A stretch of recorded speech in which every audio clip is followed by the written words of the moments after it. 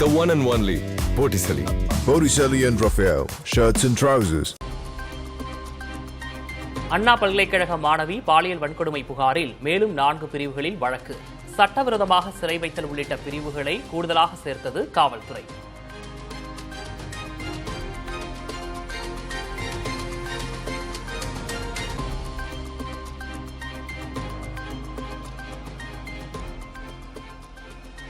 அண்ணா பல்கலைக்கழக வளாகத்தில் மேலும் ஒரு மாணவியிடம் ஞானசேகரன் பாலியல் அத்துமீறல். காவல்துறை நடத்திய விசாரணையில் அதிர்ச்சி தகவல்.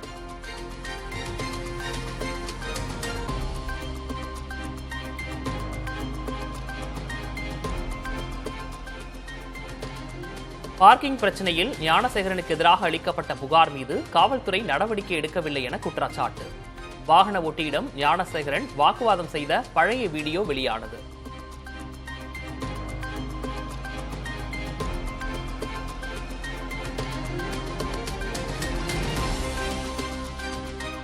அண்ணா பல்கலைக்கழக மாணவி பாலியல் வன்கொடுமை செய்யப்பட்டதை கண்டித்து சென்னையில் அதிமுக மற்றும் பாஜகவினர் போராட்டம்.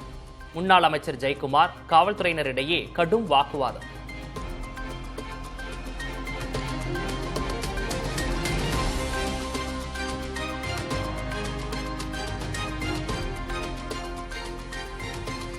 மாணவி பாலியல் வன்கொடுமை வழக்கை சிபிஐ விசாரிக்க எதிர்க்கட்சித் தலைவர் எடப்பாடி பழனிசாமி வலியுறுத்தல். திமுக அரசின் காவல்துறை விசாரிக்க தார்மீக தகுதியில்லை என்றும் விமர்சனம்.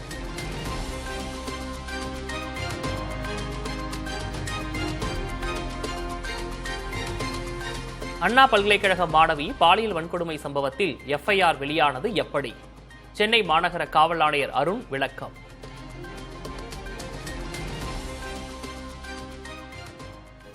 எஃப்ஐஆர்ன்றது ஃபர்ஸ்ட் இன்ஃபர்மேஷன் ரிப்போர்ட்டு. பாதிக்கப்பட்டவங்க என்ன கொடுக்குறாங்களோ அதை அப்படியே எழுதணும். அதில் போலீஸ் எந்த திருத்தமோ அடுத்தல பண்ணக்கூடாது. அதான் சிலர் தெரியாமல் சொல்கிறாங்க, எஃப்ஐஆர் எப்படி போட்டிருக்கலாம், எஃப்ஐஆர் அப்படி போட்டிருக்கலாம். ஞானசேகரன் செல்போனில் பேசிய போது சார் என்று குறிப்பிட்டது யாரை? புதிய தலைமுறை செய்தியாளர் எழுப்பிய கேள்விக்கு காவல் ஆணையர் அருண் பதில். புலன் விசாரணை தகவலை வெளியே சொல்லக்கூடாது. இருந்தாலும் இதை நிறைய பேர் அரசியல் பண்ணுறதுனாலையும் சென்சேஷனலாக பேசுறதுனாலையும் சொல்கிறேன். அதில் ஒரு நபரை இவன் பேசும்பொழுது சார்னு சொன்ன மாதிரி நிறைய பேர் குறிப்பிடுறாங்க. அது நடக்கலை, அது அவன் பொய்யா சொன்னது. குறிப்பாக அந்த அக்கரன்ஸ் நடக்கும்போது அவன் அந்த ஃபோனே ஏரோப்ளேன் மோடில் தான் போட்டு வச்சிருந்தான். ஸோ அதனால் அது தவறான தகவல். குற்றவாளி எந்த கட்சிக்காரர் என்பது பற்றி கவலை இல்லை, யாராக இருந்தாலும் நடவடிக்கை எடுப்போம் என காவல் ஆணையர் அருண் பேட்டி. இதுவரை நடந்த புலன் விசாரணையில் ஞானசேகரன் மட்டுமே குற்றவாளி என்றும் விளக்கம்.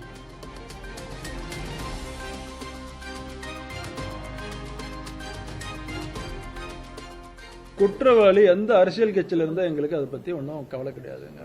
அவன் எந்த கட்சியில் இருந்தாலும் அவன் மேலே ஆக்ஷன் எடுக்க போகிறோம். இது தேவையில்லாம நீங்க தான் பெருத்துப்படுத்துறீங்க. எங்களுக்கு அவன் எந்த கட்சிக்காரன்றது முக்கியமே கிடையாது. இதுவரைக்கும் நடந்த புலன் விசாரணையில் இவர் ஒருவர் தான் குற்றவாளி. சரிங்களா?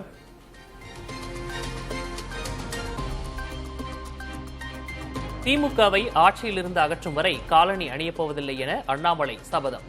காலை 10 மணிக்கு தனக்குத்தானே சாட்டையால் அடித்துக் கொள்ளப் போவதாகவும் பேட்டி.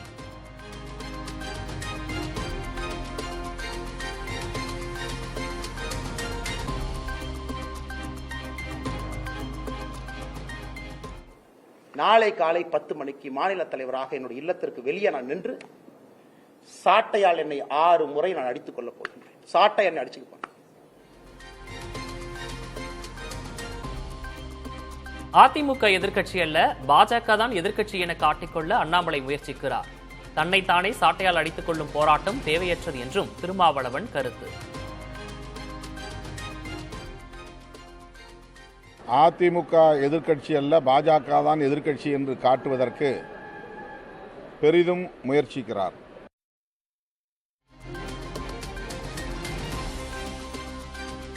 ஆளுங்கட்சிக்கு எதிரான அண்ணாமலையின் அணுகுமுறை முரட்டுத்தனமாக உள்ளது.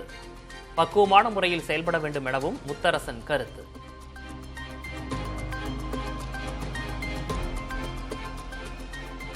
தமிழகத்தில் நிர்வாக திறனற்ற ஆட்சி நடக்கிறது. முன்னாள் அமைச்சர் ஜெயக்குமார் விமர்சனம்.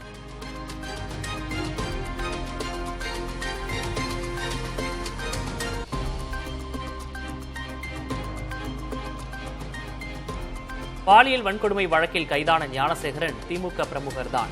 அதிமுகவைச் சேர்ந்த கோவை சத்யன் எக்ஸ் தளத்தில் பதிவு.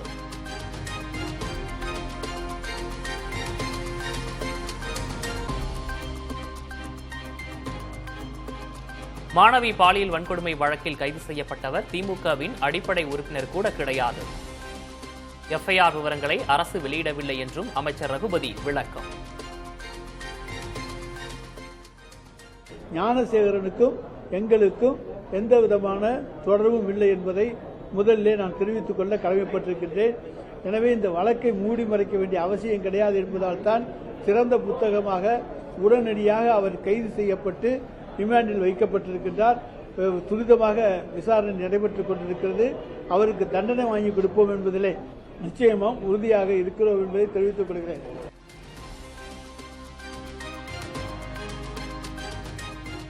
டங்ஸ்டன் திட்டம் வேண்டாம் என்பது ஒட்டுமொத்த தமிழக மக்களின் கருத்து. மதுரை அரிட்டாப்பட்டியில் போராடும் மக்களுக்கு நேரில் ஆதரவு தெரிவித்து அன்புமணி ராமதாஸ் பேச்சு.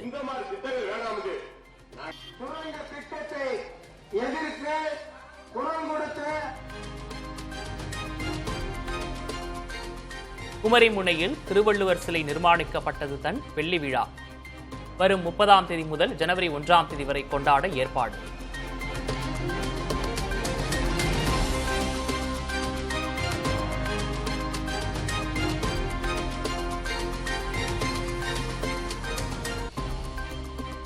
வெள்ளி விழாவை ஒட்டி திருவள்ளுவர் சிலை விவேகானந்தர் பாறையை இணைக்கும் பாலம். 37 கோடி ரூபாய் செலவில் அமைக்கப்பட்ட பாலத்தை வரும் 30ஆம் தேதி திறந்து வைக்கிறார் முதலமைச்சர் மு.க. ஸ்டாலின்.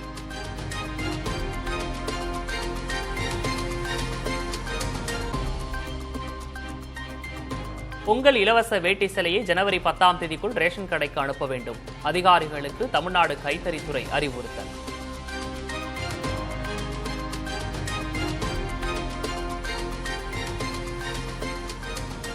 கரும்புக்கு 50 ரூபாய் விலை நிர்ணயித்து கொள்முதல் செய்யுமாறு ஓசூர் பகுதி விவசாயிகள் வலியுறுத்தல். பொங்கல் தொகுப்பில் 2 கரும்புகள் வழங்கினால் பயன்பெற முடியும் எனவும் கோரிக்கை.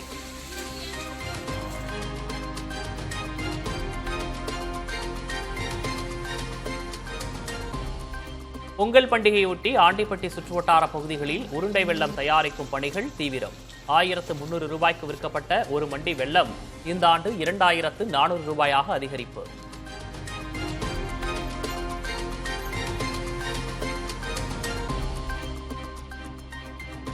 கல்வி வேலைவாய்ப்பில் இடஒதுக்கீட்டை உயர்த்தி வழங்க வலியுறுத்தி புதுச்சேரியில் கடலில் இறங்கி மீனவர்கள் போராட்டம். மக்கள் தொகைக்கு ஏற்ப இடஒதுக்கீட்டை அதிகரிக்குமாறு வலியுறுத்தல்.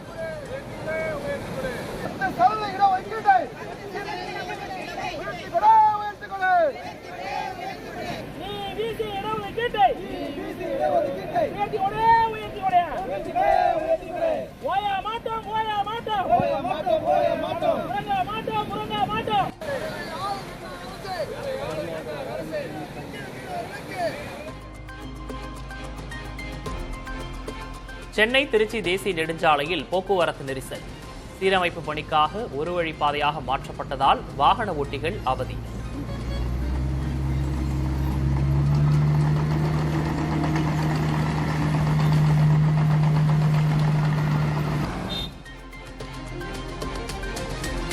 காரைக்காலில் சாலை பணிகளை சைக்கிளில் சென்று ஆய்வு செய்த ஆட்சியர்.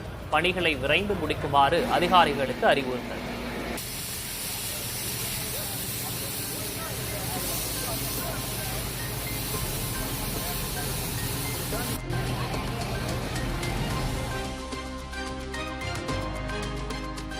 மதுரையில் 289 கோடி மதிப்பில் டைடல் பூங்கா அமைக்க திட்டம். திருச்சியிலும் 415 கோடி ரூபாய் மதிப்பில் அமையும் டைடல் பூங்காவுக்கு சுற்றுச்சூழல் அனுமதி கோரி விண்ணப்பம்.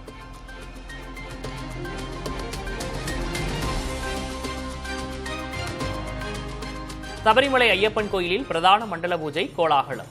தங்க அங்கியில் ஒளிர்ந்த ஐயப்பனை தரிசித்த பக்தர்கள்.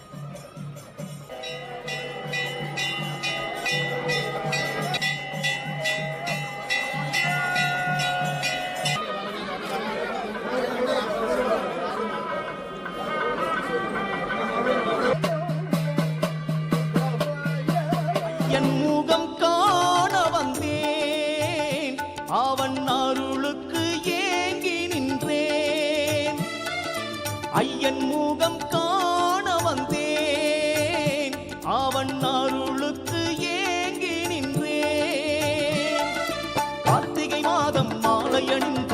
விரதம் இருந்தேனே, மார்கழி மாதம் இருமுடி சுமந்து யாத்திரை வந்தேனே. 100வது பிறந்தநாளை கொண்டாடிய கம்யூனிஸ்ட் கட்சியின் மூத்த தலைவர் நல்லக்கண்ணு நேரில் சந்தித்து வாழ்த்து கூறிய நடிகர் சிவகார்த்திகேயன்.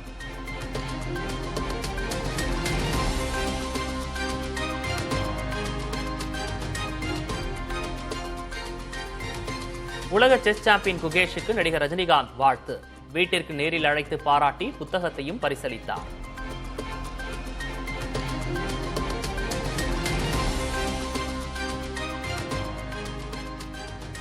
ரசிகர்கள் கூட்டத்தை கட்டுப்படுத்தும் பொறுப்பு நடிகர் நடிகைகளுக்கும் உள்ளது.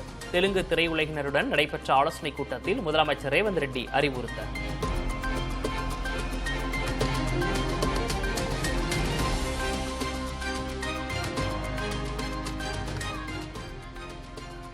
காஷ்மீரில் நிலவும் கடும் குளிரால் பனியில் உறைந்த குளம். பனிக்கட்டியாக மாறிய குளத்தில் கிரிக்கெட் விளையாடி சிறுவர்கள் உற்சாகம்.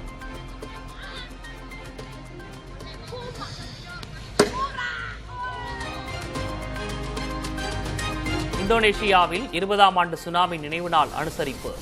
உயிரிழந்த உறவுகளுக்கு கண்ணீரஞ்சலி செலுத்திய குடும்பத்தினர்.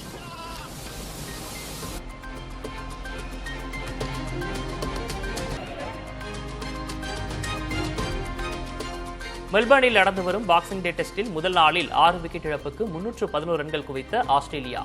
இந்தியா தரப்பில் 3 விக்கெட்டுகளை சாய்த்து பும்ரா அசத்தல்.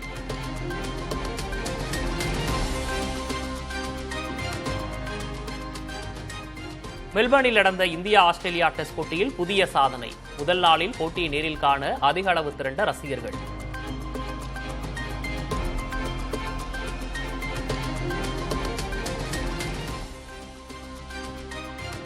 தங்கள் படத்தின் சாதனையை நெருங்கும் புஷ்பா 2 திரைப்படம் இதுவரை 1705 கோடி ரூபாய்க்கும் அதிகமாக வசூல்.